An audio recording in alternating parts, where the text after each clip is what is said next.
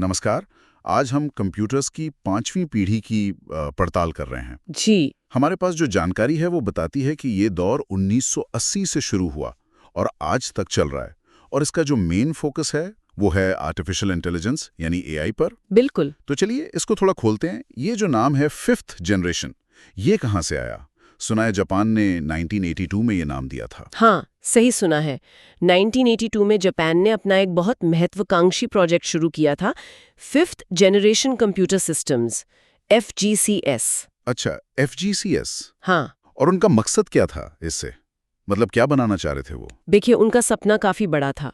वो ऐसे कंप्यूटर बनाना चाहते थे जो इंसानों की तरह बातचीत कर सकें। बातचीत? हाँ, और भाषाओं का अनुवाद कर सकें, तर्क कर सकें।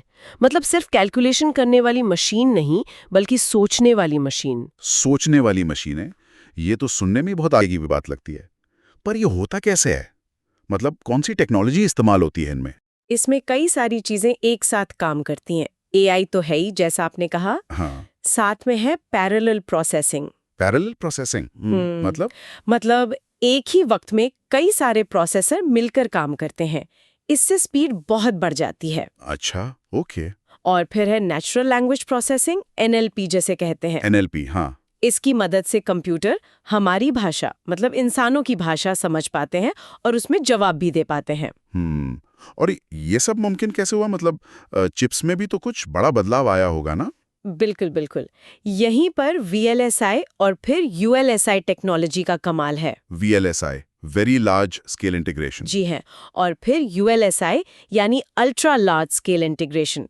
इसका सीधा मतलब है कि एक छोटी सी चिप पर पहले लाखों और अब तो अरबों ट्रांजिस्टर फिट हो जाते हैं। अरबों? हाँ, जैसे एप्पल की M1 चिप को ही देखिए, उसमें करीब 16 अरब ट्रांजिस्टर हैं। 16 अरब एक चिप पर। ये तो कमाली है। इसी पावर से एआई वाले काम हो पाते होंगे। एग्जैक्टली। इतनी जबरदस्त प्रोसेसिंग पावर चाहिए होती है एआई और मशीन लर्निंग जैसे मुश्किल कामों के लिए।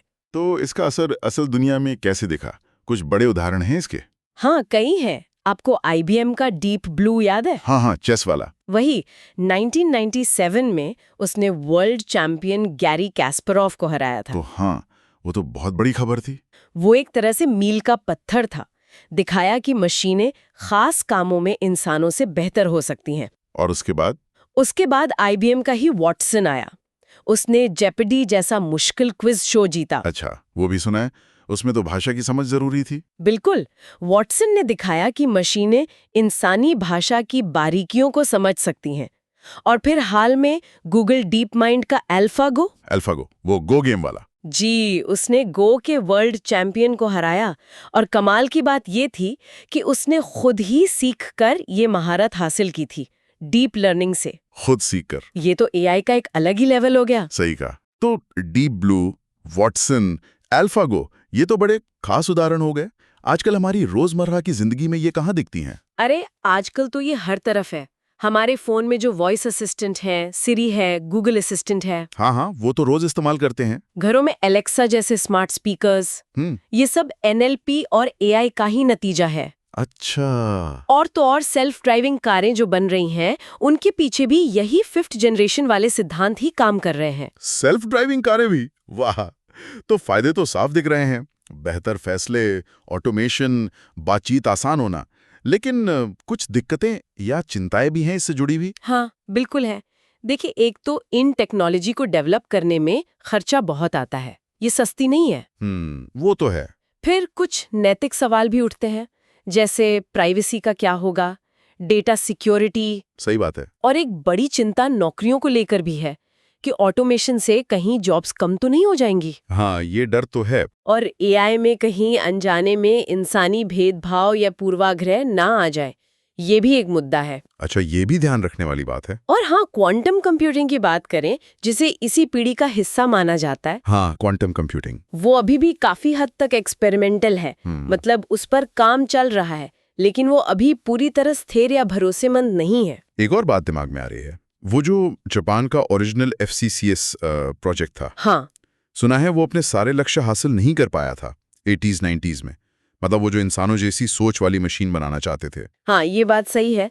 वो अपने जो शुरुआती बड़े लक्ष्य थे, उनमें पूरी तरह कामयाब नहीं हो सका। तो फिर?